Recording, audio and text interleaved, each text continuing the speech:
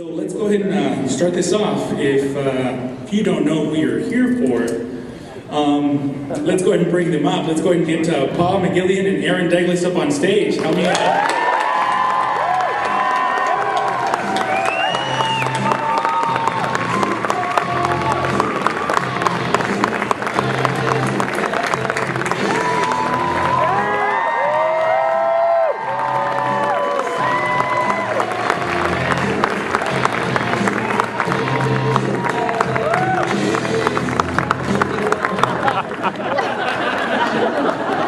I'm sorry we asked for the large room. What the hell is this place? The hangar deck's not even this big. How's everybody doing? Hello, Phoenix.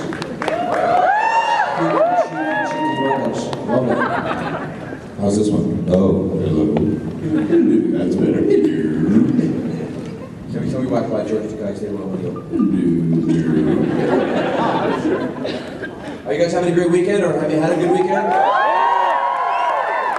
It's been great. We've had a blast. We've had so many fun, cool people, and the staff has done an amazing job here. Don't you think it's ran very, very well? You guys, I think it's fantastic. Great job. Someone put booze in my drink last night.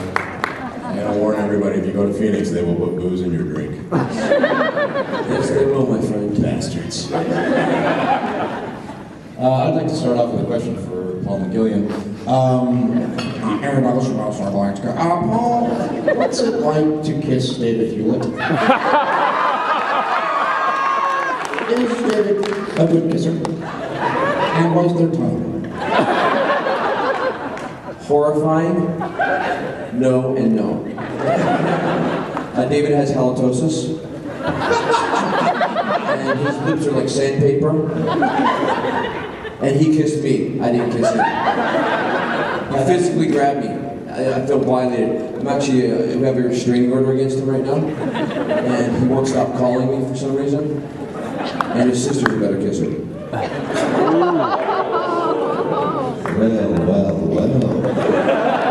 God Dickens. All right, look at you, Mr. Fancy Pants. Everybody wants... Who here wants to kiss Paul? 6 guys. Well played, sir. 7. Hello, rainbow flag. How are you? As long as it's not that really, really large man dressed up as a baby, I'm fine. What has been the worst costume at this con that you've seen walking around?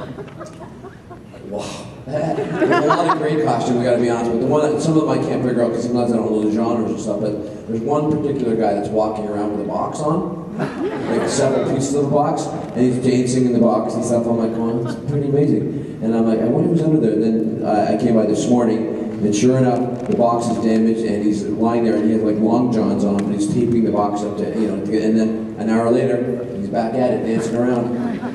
I don't know what he says to his wife. Honey, I'm gone for the weekend. What are you wearing? I'm wearing this box. See you later. Bye, kids. He's actually a dentist. You? The peeled avocado guy in the Robin suit.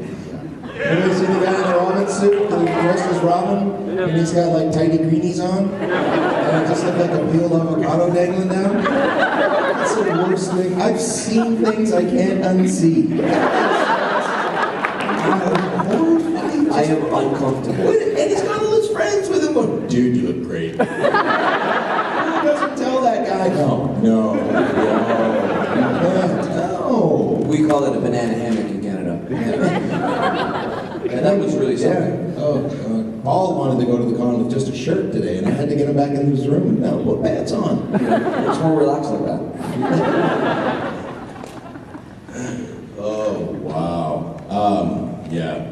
Aaron, I want to know this honestly. How did you get the role of Battlestar? What was the process of you getting the role for Battlestar? Seriously? Yeah.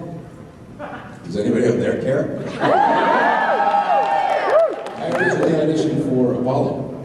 Really? Yeah, and I didn't get it, which is great because Jamie has to go to the gym and I don't. And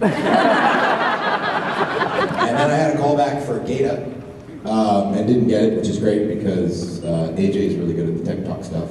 And he can sing with one in one leg. So that was good. And then it was literally just down to For the role of Tyrrell, actually, the original idea, they wanted somebody Ty's age. They wanted Colonel Ty and Tyrrell to be contemporaries, so they wanted like a Hogan. And, oh, speaking of Hogan, are you here with it? No. Where is she? Oh, yes, bring that up, please.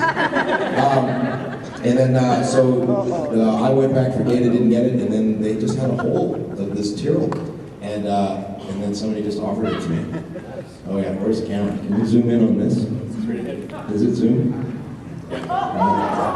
This is, this is Karl Marx. And I said, no. It's in the frickin' ship. Are you kidding me? This is a Karl Marx doll. No. That's Michael Hogan. That's Colonel Ty right there. Get away from me, you frack. Yes.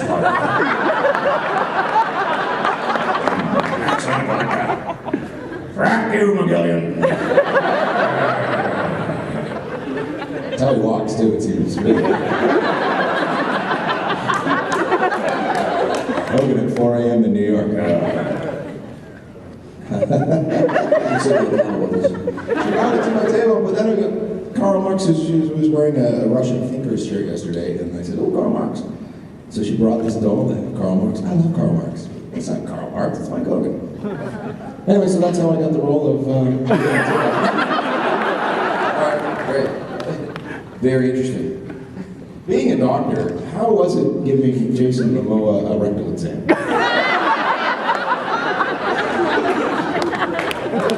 I would think that he would be somewhat hesitant.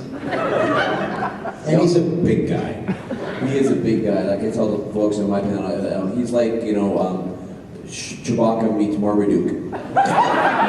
He's a giant of a person. And, if Jason happens to have a couple of cocktails, he's a very loving guy, but he has no idea how strong he is. And he'll just squish you and grab you and like, I love you, Paulie. Just give me a hug. And I'm like, you're breaking my ribs. Stop it. And, he's, don't ever eat with him. I told you that before because he is a savage. We had a sci-fi dinner and he came over there and all the executives are sitting around and everyone's there and it's a quite fancy restaurant. And Jason gets off work and his character's pretty dirty and stuff on the show and his fingers are all muddy, but he likes to eat food. So he gets there and he's a little late and there's a big thing of bread on the table and butter, before we all have dinner. And he gets there and no one's touching it, right? It's kind of formal. And he reaches over with his big mitts, grabs the bread. Sure enough, there's some butter. He just grabs some of the butter with his fingers and puts it on the bread, and all the executives are like, ah. And he just eats it, like a savage. And now he is Conan the Barbarian. So it's very appropriate. Yeah. You guys know that Jason Momoa is Conan the Barbarian? I was second choice. But I did beat him in a wrestling match once. I choked him out and he had to tap out. And he'll tell you that. And I also beat up Joe Flanagan too, but he won't admit it. I was wrestling with him at the Sutton place at their hotel, and I used to wrestle in university, and I kind of tapped Jason out, and he's like, oh, Paulie, I'm not going to hurt my... And then Joe's wrestling me, and he wouldn't let go, and he's like, I'm not going to tap out, and eventually he did, and I let him go. And the next day he goes, oh, you didn't give up. I'm like, yeah, you did. And he walks into the trailer the next day, he's like this, he goes, Paulie, you're strong, buddy. Can I get a masseuse? My neck's broken. And one hair product. I beat up Nikki Klein, so... I can see that. She's tough, though. She is. She took a good shot. Let's her up. Can you beat her up? Oh, wow. That doll could beat up Katie Sackler. Oh, come on. She looks pretty tough to me. I don't know. Pass that bit towards come back. That scene where Callie wakes up the chief and he just starts swinging. They got to the end of one of the takes and Nikki was up against the wall going, so, Nick, sweet, is he okay? You okay? You hit me? No, I didn't. Just a big fist mark on her face. Dude, you hit a girl. You can't do that. I didn't. Yeah. So, Nikki Klein, I'm sorry. I didn't mean to hit you, sweetheart. It was the chief, it wasn't me. How did it feel? Terrell beats women. It felt pretty good. Do you know that there are people all around the world listening to us live? These VTWProductions.com guys are streaming this live right now. It's very cool. How many people were here yesterday for the Nimoy panel? How many people were next door at my panel? You people get to stay. How many people were clones? Because you opened your hands up twice. Was Leonard's panel, was the entire room full in here? Yeah. What? Crazy. It was I had wrong. 14 people. I almost took them all to the bar. Well, wait till I'm 140. This last panel, we should go to it. Too soon? Too soon? I'll look like the doll. Security, remove that woman, please. Security. I remember, The moderator's just like, I got nothing. As a matter of fact, if we can just, I know that we're going to be opening up for questions in just a little bit, so while you guys Are we? continue, we can go ahead. Yes, of Are course. we really? Yes. So what we can do is just have some people start lining up if you have any questions, but I mean, by all and means, we'll try our best to answer them. That's I right. told the people on my panel, though, I was just talking yesterday about, I had a little pop in Star Trek in the movie, I had a little scene in the movie, and I met with Chris Pine, and see with Chris Pine. And he was talking to me, he goes, Paul, you're in sci-fi, right? And I'm like, yeah, I'm on Stargate. He goes, that's cool. He goes, what are those conventions like? I go, oh yeah, they're amazing, you know? They go all over the world and stuff like that. I wonder if I'll do any of those. I'm like, dude, you're Kirk. I don't think that's gonna be a problem. Yeah. So I don't think he really knew what he was up in for, but it'll be interesting to see him someday. He's about to find out. Yeah, he's about to find out in a very good way, though. Be gentle. He's a nice man.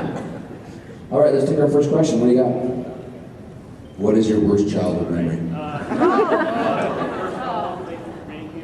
I'll just shout it. Is that all right? Yeah. So thanks for being here. My question is for the doll of Colonel Salt High. No, it's for Aaron. So the character of Tyrrell, he goes through this development that the other characters sort of didn't really see. And I was wondering, season 1 and 2 Tyrrell and season 3 and 4, if you felt like you were sort of playing two different characters, and did you enjoy playing Cylon Tyrrell or human Chief Tyrrell better? Wow, good question. I didn't differentiate between the two. Maybe it didn't really change anything for me. The only thing that I thought, when I did find out, has anybody here not seen to the end of Battlestar Galactica? It's been off the air for 3 years. It is on TV. Go track yourselves. I am a Cylon. People die, and the baby's not mine. So. And I killed a little Indian girl. For me, the only thing the only conscious choice I made was that it sort of all makes sense. So as soon as Tyrrell figured it out, there's all these scenes where he's just kind of smiling and shaking his head, going, "Oh, of course the planet's burned out. Oh, of course that's going to happen. Oh, of course." For me, it was like the great cosmic joke, and like, oh, that's why I never fit in, because I'm a Cylon. I get it now. But other than that, no, it didn't really change anything for me. Thank you. Hey guys, I'm Casey from Down the Road Show. You guys both have standing invitations to be on our podcast, by the way. I'd like to sit for it, though, if I could. Yes. Actually, well, we usually sit. We make our guests actually stand the whole time. Can I lie on the couch? Sure, as long as you're not wearing anything that says Dallas Cowboys. I'm a huge Dallas Cowboys fan. Yeah, I'm a Steelers fan. We were having this discussion last night, so we're mortal enemies. Even though I like the guy. Silver and black, just win, baby. I was going to ask you that last night, but I didn't get around to it. Okay, great. Excellent, excellent. So, football. I got the same question for both of you guys. Who's your favorite superhero? Who's your favorite villain? And who's your real life hero? Who inspires you in life? Paul McGillion, Paul McGillion, and Paul McGillion.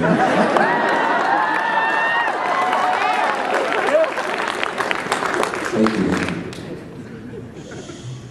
You go first. And no one else would ever answer this way, but Aquaman. Something about when I was a little kid, just like being able to talk to the sharks is the coolest thing ever. And if Will Wheaton's ever out swimming,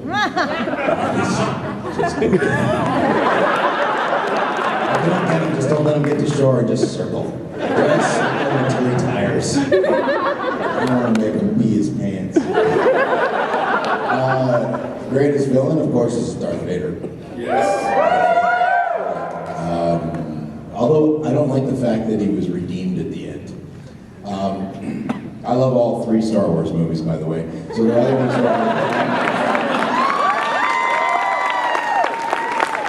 it's the David Prowse Darth Vader that really counts for me. And then who inspires me in life? Yeah, real life hero. John Candy.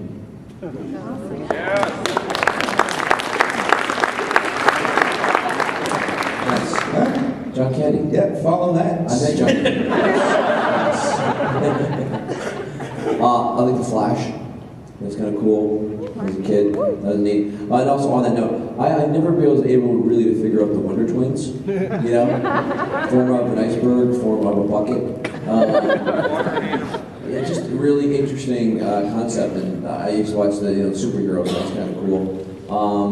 Darth Vader, I'd have to say, yeah, that's really good. But I also think the Joker is kind of a cool villain as well. And I'd have to say my parents. That's really important.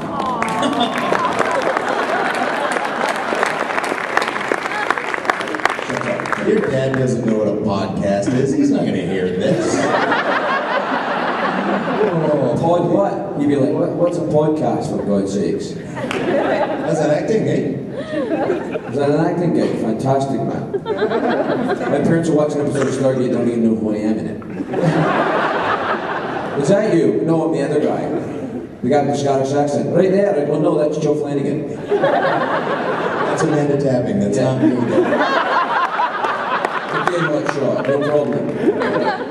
Janet, would you like a cup of tea? Yes, go ahead, Mom. Get up about 15 times while you're watching it. I don't know, my parents could not watch anything without talking. And, especially when you want to show them something, and I remember I was in a movie and a film festival, and they came, and I forgot that there is quite a long sex scene in the movie. And my parents are older, right? Like, my dad's almost 80. I'm number 6 out of 7 kids. And they're at the thing watching it. They were in Montreal, and I'm sitting there going, "Oh God, I forgot she's right there." She's sitting beside me, and my dad is talking out loud during the movie. People are going, "Shh, Dad, stop talking." I'm not talking that loud, am I? Embarrassing, right? And then there's a sex scene, and I'm watching the sex scene, and I look over my mom, kind of cringing. I look over my mom. I'm in the sex scene. I look at my mom, and she looks at me. She goes, "Come here." I said, "What?" She smacks me. You're a cheeky little bugger, don't do that. Movie. So, my dad always gets kicked out of the film festival, and my mom abuses me inside the film. But I love them dearly.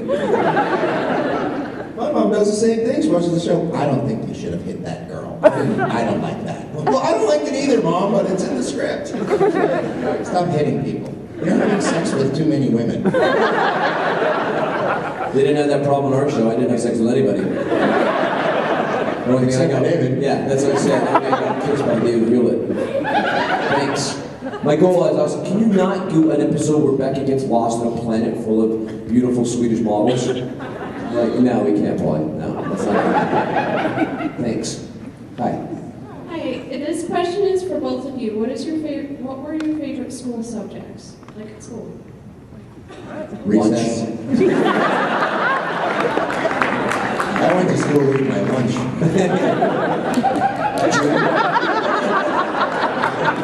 Gym class? I was one sneeze away from wearing a helmet permanently. The principal's office? I want you to stand there and hold up that wall. What? Don't go to your locker, go right to the principal's office. Thanks. Yeah, I don't know, I like science, like biology and sciences and history. Not big on the maths, unfortunately. I wish I was a little bit better. That wasn't my forte, that's for sure. But that's it. But I did like gym class too. Yeah, gym, drama, and history and English. English lit. I loved English lit. Yeah, that was a very cool class because I was very good at it. Oh, nice. Yeah. Yep. Hi. Hi, this question is for both of you. I was wondering if you could talk about some of the challenges with working with like blue screen, like when you're acting, but you don't have props, it's all going to be added in later with computers. Tell us what challenges of working with green screen, Polly, or Poppy Montgomery. Either one. Yeah. Go. Green screen is different, especially a show I kind of recur on Sanctuary. That's very heavy with that aspect. So at first it's a little bit odd because you're standing there and you know that there's going to be, you basically have to get a descriptive idea from hopefully the director will tell you that, they hopefully know it, what the set's going to look like so you have an idea. I mean, oftentimes on Stargate we'd be in the puddle jumper and we'd all have to move the same way. Like they say, okay, you're going through a meteor storm, and we're all like, but how big is the meteor storm and how many things are hit? Because you get me, I'll be like, doing this, and then you get like Hewlett who's like throwing himself against the wall, and then you get Ramon who's like this. I'm big, it wouldn't do anything to me.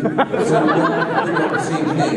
So, when you're doing that, it's like, okay, if we're gonna be hit by something, how big is it? How big is the monster?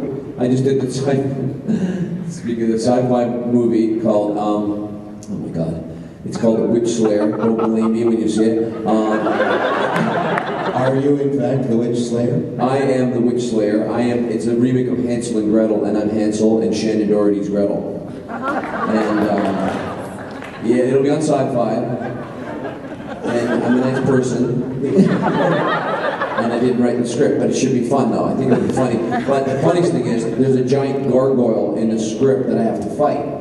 And Mario Azzopardi is directing it, who's a real character, and he's a big Maltese man. And we're in basically outside of Toronto, and I have all this leather garb on. I have this electrode thing that I fight the gargoyle with. It's sort of like a wand that lightning comes out of. I didn't write it. And these electric whip things. So I'm doing this, and I'm pouring sweat, and I've got this wand, and I'm like, he goes, Chief, okay, the monster is coming towards you, Chief. I'm like, okay, you take the baton, Chief, and fight the monster, Chief. And he's talking to me. There's nothing. I'm actually fighting nothing. I'm going. Then this guy comes by and he said, I go, can I ask you a question, Mario? How big is the gargoyle? It's big, Chief. It's a big gargoyle. I go, like, 10 stories? 30 stories, Chief. It's gigantic, right? I'm like, okay, so I'm fighting him like this, And then that special effects guy who does the green screen stuff, he comes over, I see him talking to the director, and all of a sudden they look at me, and I've already done that scene a couple of times, and he goes, Chief, the monster's not that big, Chief. You're playing it too big, the monster's 11 feet tall. I'm like, Chief, you're playing it like it's 40 feet tall. So then the guy makes a big cardboard cutout of a gargoyle, and then got one of the PA guys, and he's walking around with it on a stick. To give me an idea. Welcome to Hollywood. I had the same thing with the Cylons. Yeah, a bunch of guys would march down the street with these just Cylon cardboard cutouts. There's the eye line. That's how tall they are. Ooh, they're scary. This question is specifically from Mr. McGillion. Just wondered if you were disappointed that Diamond Slug Toys decided not to create an action figure of you, but you did want to Joel stay as the Doctor. Well, Jewel is really good looking, so I gotta hand it to that. You don't have an action figure? I have a stone one.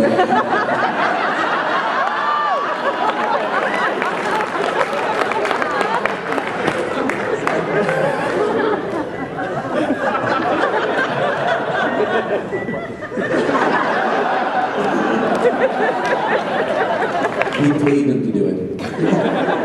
I just thought it was kind of odd that they didn't do it. It would have been kind of cool, I do have one though. Someone gave me one, so I don't know. I have one. I've seen a bunch of other like clay ones of me, but I've never seen like one of the diamond ones. And I know they measured me and everything for it. I did the whole, head scan, everything. Then they didn't make one. So a lot of people have asked for one. So if they're up there, they should probably make one. I think that it would probably sell okay. But yeah, we kind of really have one. And every single person, when I have my action figure, you probably had this, all the girls are like, oh my God, that's so cute. And all the guys are like, I'm going to shove that thing in my butt. I'm like, what's wrong with you?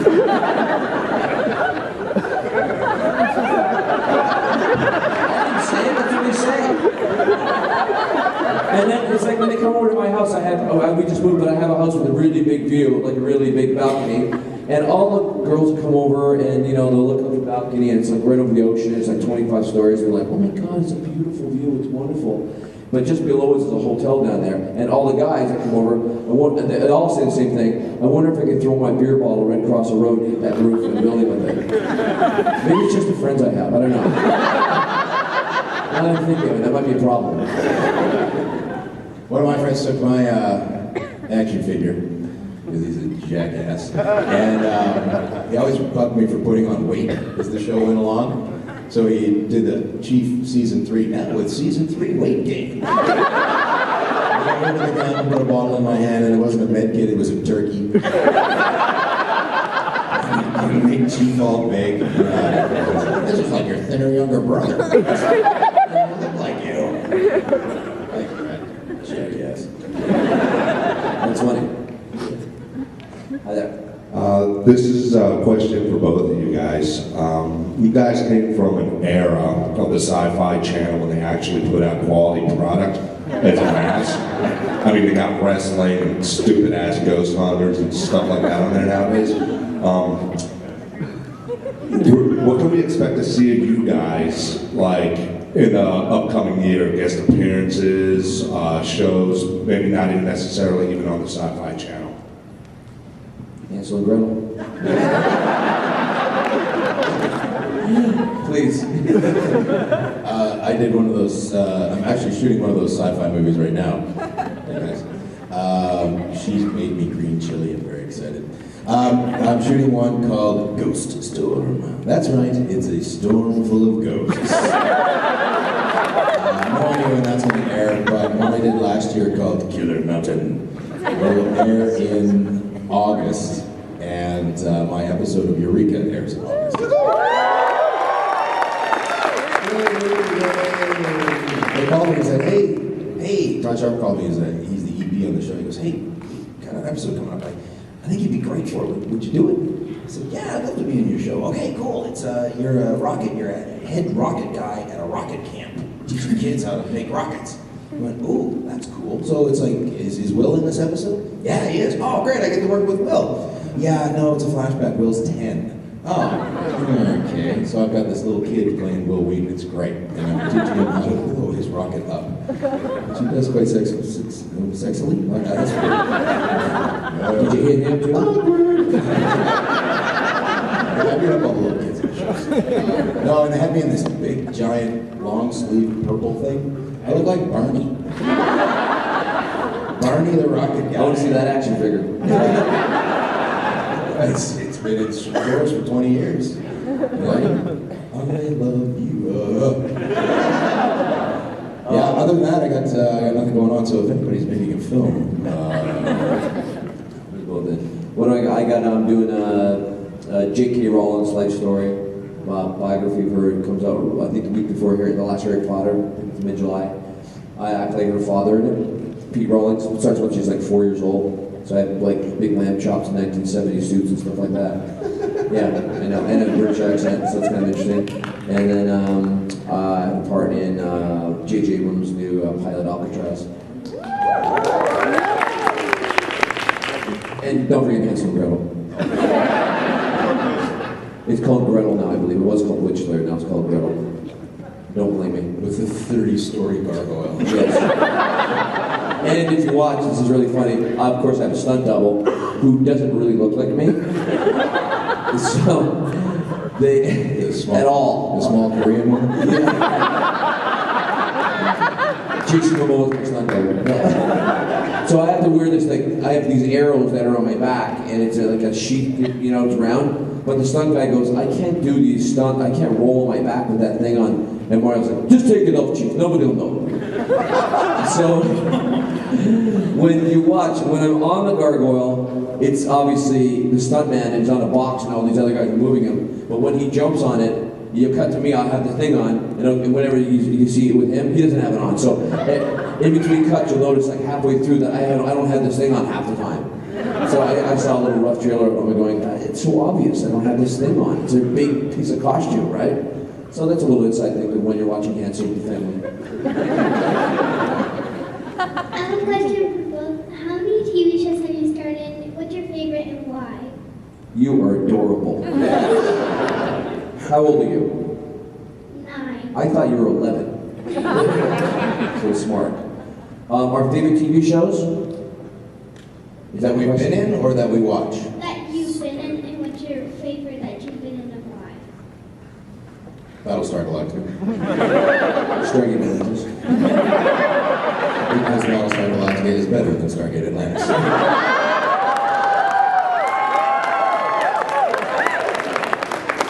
Fuck off.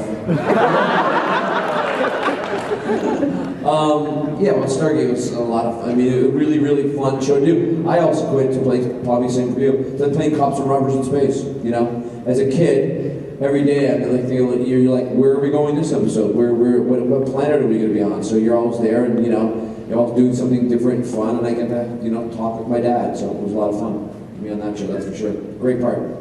Yeah, you get to go to Fun New Worlds, and I get to have someone die in my arms again. Because your show's brooding and dark. No, that's just me. How is you? I really like when you guys probably are the same, but maybe years ago, like maybe 5 years ago, when they had Stargate SG-1, Stargate Atlantis, and Battlestar Galactica all on Fridays, Sci-Fi Fridays. That was so smart. That was a smart programming thing. I think that was really great concept. I mean, all the fans are like, I love it. We all sit down, we watch our shows, we get our snacks, and we have our night with the kids. And then if Battlestar's a little too dark, the kids go to bed and they watch that. So it was a great programming thing, I thought. Thank you for your question. Very good. And now it's Ghost Hunters. And wrestling. Wrestling on the Sci-Fi Channel? For the last 3 years at least. Oh, yeah. Well, that's just smart programming. And we're hoping to, this show, speaking of that, I did a pilot that I co-created with my friend Michael P. Northey and Jesse Miller, and Ike Bartok is one of the guys from Stargate, and it's called Captain Starship.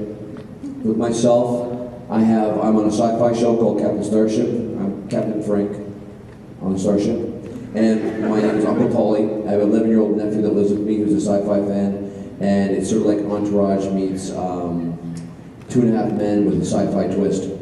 And Michael Shakes is my nemesis. He's on another show on it, so he does a really good job. He's hilarious in the pilot. So we're hoping to ship that to certain networks, and hopefully somebody will pick it up so we can shop that. They just completed it about a month ago. If you put some wrestling in it, you can get it on Friday nights. I did see the Honky Tonk Man here. Oh. Don't get me started about that sci-fi channel. Anyway.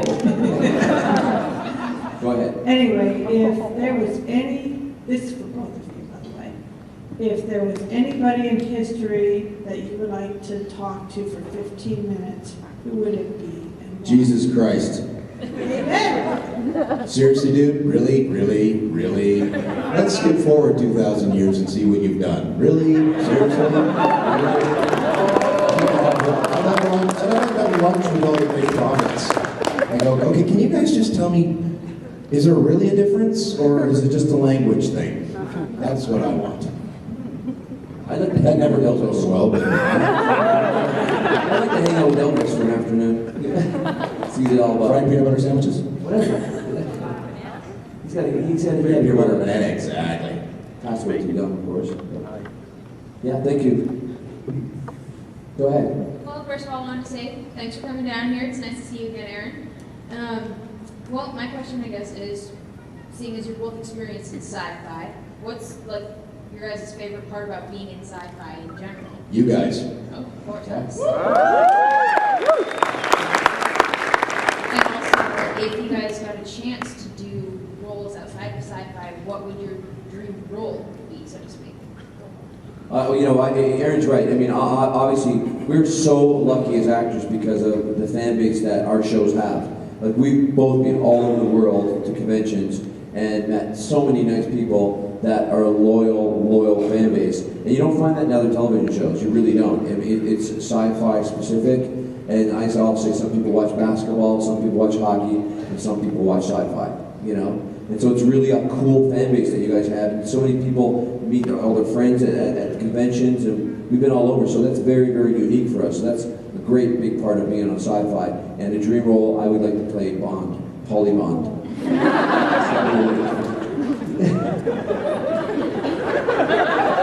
Who would want to play James Bond?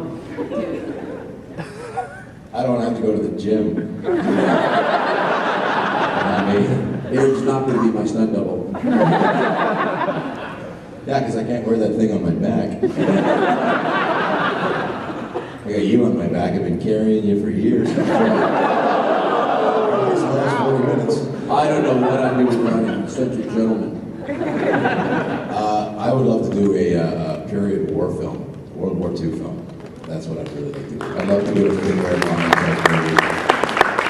Or like a Master and Commander type film. I think that would be very cool. Swashbuckler. I can buckle swashes. You get to beat people up on the ship anyway. Thank you very much. Thank you for coming. You guys really made my weekend. And I wanted to ask about Battlestar Galactica. What was their motivation for changing Starbucks sex from the original? And did they have to get permission from anybody? Well, I wrote the show, so I can answer this. I mean, in the family. I have no idea why they changed it. I'm sure somewhere along the line, Ron or David has answered that question. So that would be something you might have to Google.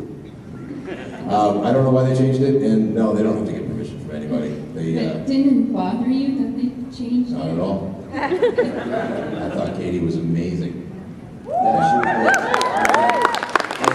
Thank you, made our meeting too. We appreciate that. I was just wondering, while you guys are on set filming, have you ever played any practical jokes on other cast members or been the butt of a joke?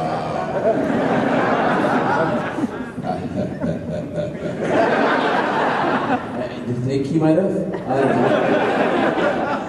I used to go, not on Battlestar, but on my show, The Bridge. Every morning I would go into Paul Popowich's trailer when he got there after me and trash it. And for the entire year, he didn't know who did it. I never figured it out. I would trash his room. And then, well, I guess he knows now. Hi, Paul. Yeah, it's good. Well, I have two. One is, Jason Momoa would do this to David Hewlett. You'll appreciate this. He would go into David's trailer before David got there. There's probably some kids in the audience. And take a gigantic number 2 and turn the water off. Close all the doors and put the heat up.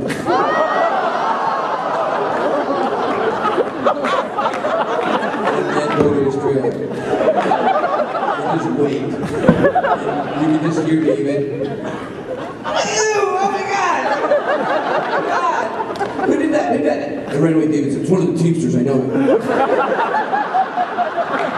He did that to him.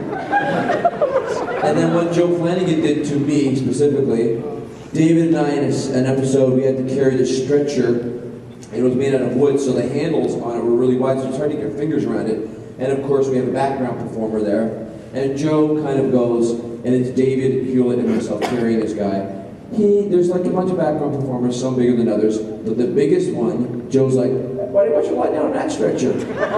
So once we pick him up of course we have to pick him up the entire episode now, the same guy, and he's probably about, 250 pounds. And David's crying already, it's boiling hot, I'm sweating, and every time in between scenes I have to carry a backpack to the doctor. Joe was putting big rocks in my backpack. And I am pouring sweat. I'm going, Jesus. And of course, both David and I both complaining about how come we got the biggest guy to carry, you know, and David's whining, and I got a blister, you know, whatever. But by the end of the day, he kept on putting rocks, then he leaves, and he told the AD, just tell Paul to look at his backpack after he finishes work. I'm like, after, so I opened the backpack up, there's probably about 30 pounds of rocks in it. That's why he choked them out. Thank you. I have an unintentional one that I did to the sound guy on Battlestar. Some of you have probably heard this. I have the big long orange coveralls, right? And they hang down to like here, which is about right. And then so what a sound guy does is he goes and he puts a pack on your ankle and you run the wire up through and it comes out and it sits in that little vest and the little lapel, it just sits right there. So I was late getting to set, this is a hangar deck, and I'm running to the set, everybody's there, and everybody's all wired. It's the cast, the crew, it's probably 100 people on set. And I come running in, and sometimes at cons I get questioned, boxers, briefs, and the answer is neither. And I learned a very valuable lesson this day. So the sound guy's down on one knee, and he's right here, and he's sort of working, putting a pack on. And I'm standing there, I'm talking to somebody, and I grab my vest, and he says, "Can you drop this wire down?" I go, "Sure." And so I do the Superman, boom. There's like a bonk. So I'm like this, and I'm looking at well, that shouldn't hit something. That shouldn't hit something warm and fresh like. So I look down, and oh, and Graham's just like this. And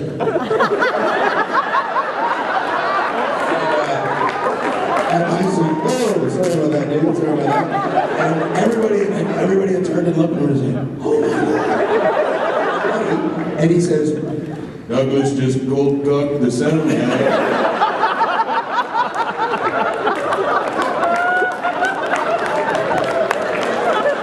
Fucking disgusting.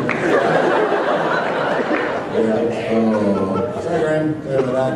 He was scarred for life. All right, my question is for both of you. In either the Stargate series, all of them, and Galactica, what's your favorite piece of technology? The Blackbird.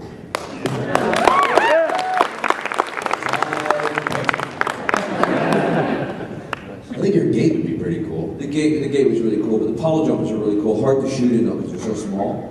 But it's cool, you're in this little spaceship, you know what I mean? The darts are pretty cool too, that the Wraith had. They're just basically like little spaceships that the set guys do an amazing job to make. So it's kind of cool to sit in those things, you know, a few times. It's pretty neat. But I like the spaceships. That was kind of cool. The set itself is amazing. It was just like a gigantic nightclub or something. You know, Rainbow Sun Franks in the first season is like, I really want to spin some albums here and get you guys like an after-hours party. And the producer's like, we're not going to do that on the set, you know? But it's pretty cool. Yeah, that was neat. Thank you. First, I want to say that Atlantis is better. And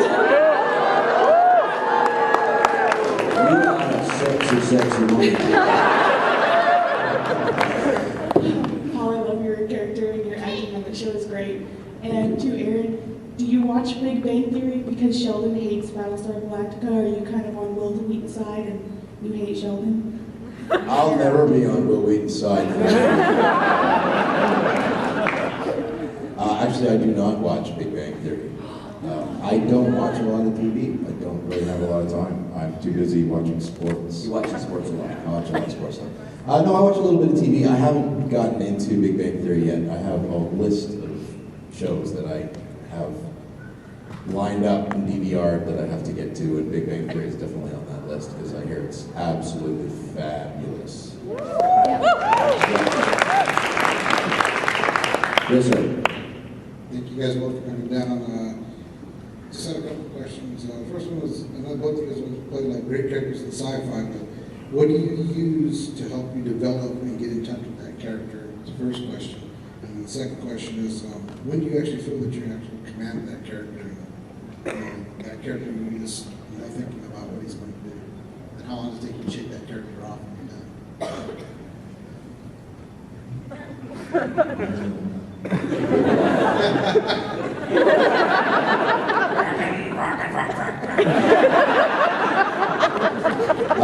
Well, Battlestar was really easy because the writing was out of this world. Ooh, that kind of the writing's phenomenal, so it's really easy to sort of get into the head of the chief. It's hard to turn off at the end of the day sometimes, especially on Battlestar, because it was such a dark show and it was so emotionally wrenching. Some of those days you spend all day pretending that your best friend is dying or had just died. So at the end of the day, you're just emotionally exhausted. You're still physically kind of ready to go, but just you go home, you have nightmares, and you phone Grace in the middle of the night. Are you okay? Somebody shot you. No, I'm fine. Okay, are you all right? Yeah, it's kind of. Grace and I would have little moments at the end of the day where we just kind of grab each other and give each other a big long hug, and then get in the car and go home because it was just so. Yeah. Other shows you can turn off a little easier. Atlantis, all the guest spots I did on Atlantis, I turned those off pretty quick. Just like the show.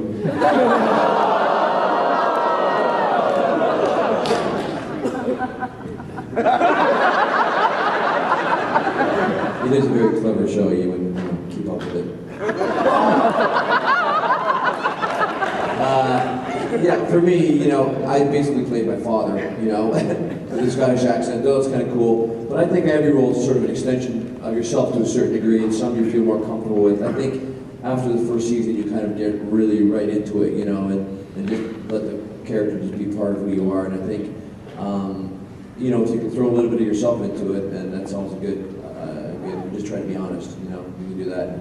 Both of us were lucky. We had great writing as well, so it was a great character.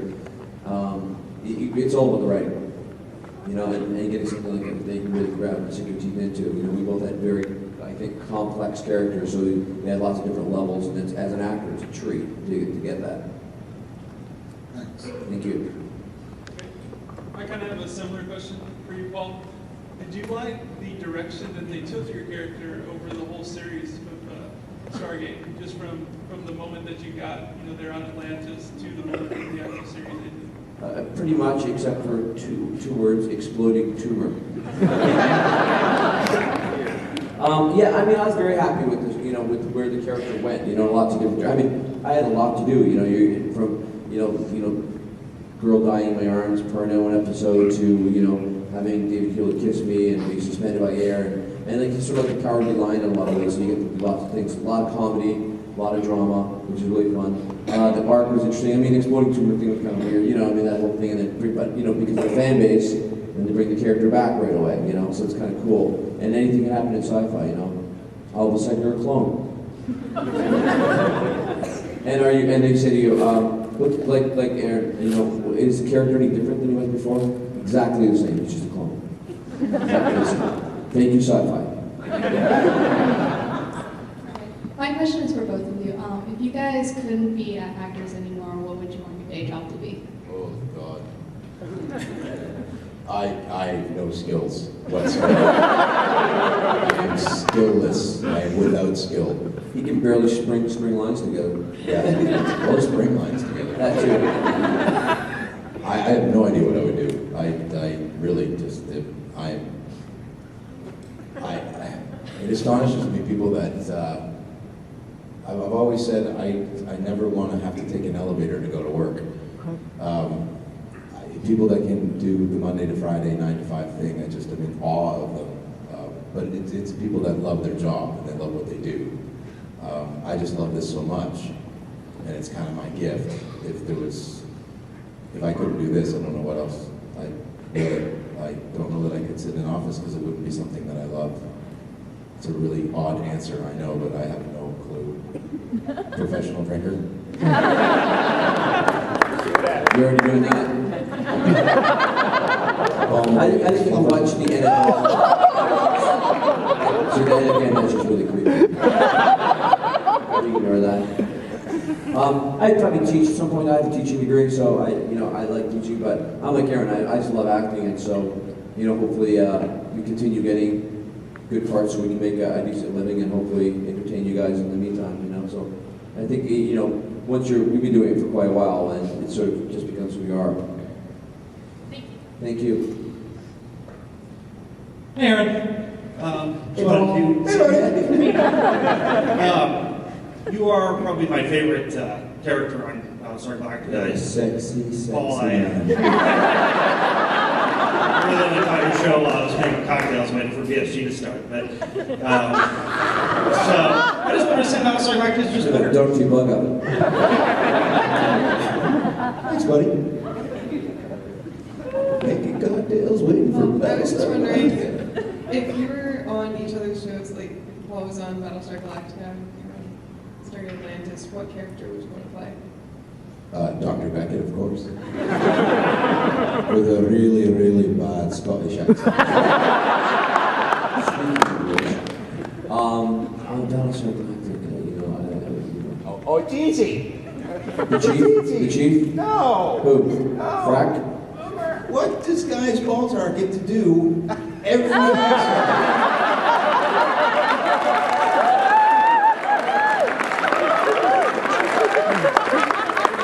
Yeah, that guy. You're right. It's butter. What do you have to think about that? I can't even start thinking about that.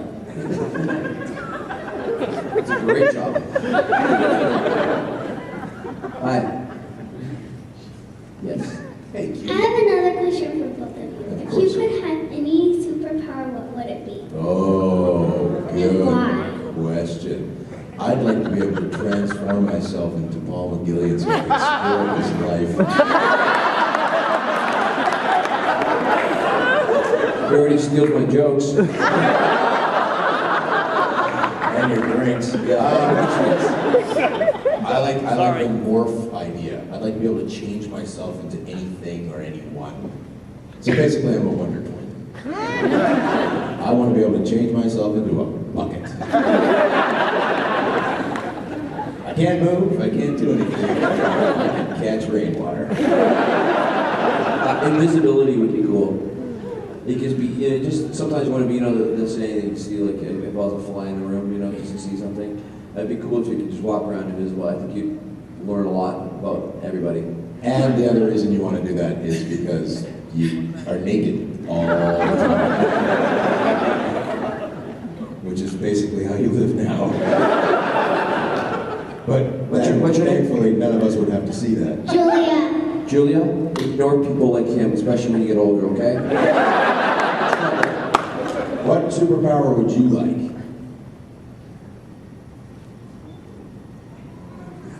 I want to be big. Flying. Yeah, flying's a good one. Flying would be very cool too. Yeah. No more TSA checks. You're always first class if you can fly. Yeah, absolutely. I get my own peanuts. Great stuff. Thank you. Thanks, sweetheart. My name's Nick, and what's your worst fear? Sorry? Doing a panel with Paul McGillion. Worst fear. Oh, worst fear. Water. Big open water. Yeah, like if I fell off the boat in the middle of the ocean, I'd probably have a heart attack. I would freak out. I love sharks. I love the ocean. I love the animals in it. But big open, when I was a kid, I couldn't even go in the swimming pool. I would get a freak drink. I don't know why. Just like, yeah, scary. I'd get out of the tub, then pull the drain. Somebody's going to the drain, somebody's going to get something in the toilet. Yeah, honey, you put it there. Oh.